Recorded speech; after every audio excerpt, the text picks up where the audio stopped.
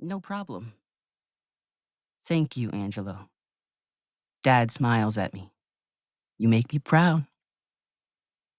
His phone lights up, too bright in the dark hallway. I see that it's just after 2 in the morning. It's him again, Dad says, sliding his finger across the screen and putting the phone to his ear. I'm on my way now, Mr. Iqbal. I hear Mr. Iqbal's voice come through the speaker, and it finally clicks who he is, because he calls Dad all the time. He sounds terrified and in pain. He's wailing like a toddler. I pick up Dad's medical briefcase and give it to him while he tries to calm Mr. Iqbal down.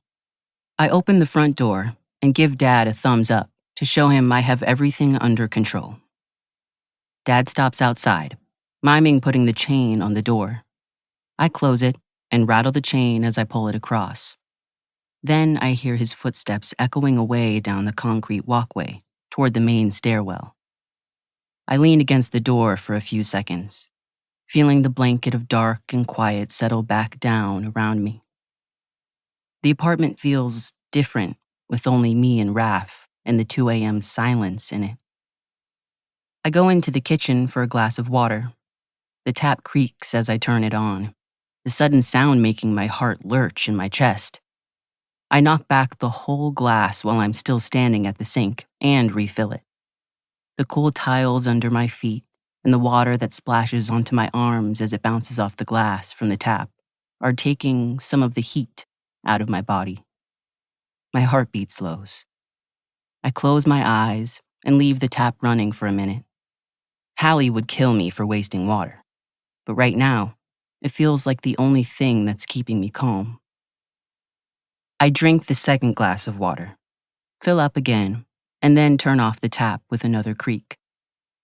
It takes a moment for the water to stop pouring, slowing to a trickle, then a rapid sputtering. Finally, it settles into a slow drip. The heavy droplets thunking into the metal sink every couple of seconds.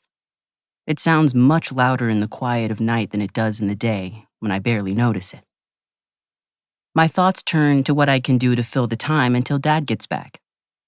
I don't want to wake Raph, so I settle on watching TV with subtitles on. I've been trying to fit in as many animal documentaries as I can over the past few months, hoping that if the Latchets come back with a new genetically tweaked creation, I'll already have the knowledge to identify it, maybe work out its weaknesses. In November, the Latchets sent giant spiders to attack me, Naira, Hallie, and Gus while we were on a weekend detention. We'd all hurt their granddaughter, Colette, and they thought we deserved a worse punishment than a Saturday in school with each other. When we walked through the gates at the start of that detention, we really didn't get along. Hallie was basically a massive nagging mouth on legs. Naira was annoyingly perfect and thought she was way better than the rest of us. Gus was more random than a duck in the desert and destructive as a wildfire. And me? I guess I was a loner who didn't care about anyone or anything. At least, that's what I wanted people to think.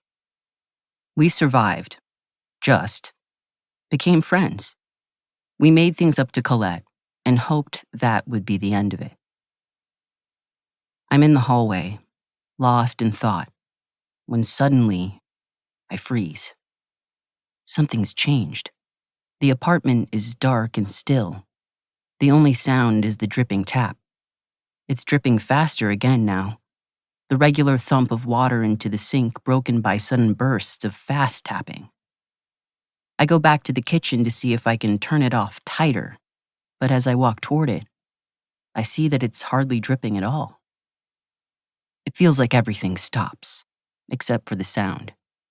My heartbeat, my breath, held back so that I can listen. The tapping isn't coming from the sink or even the kitchen. It's coming from somewhere else in the apartment. A shrill voice screams from the bedroom I share with Raph. Angelo! I leap toward the cry. Angelo! Raph yells again. I grab the handle and throw the door open, every part of my body tingling with panic and dread. I see Raph standing in the middle.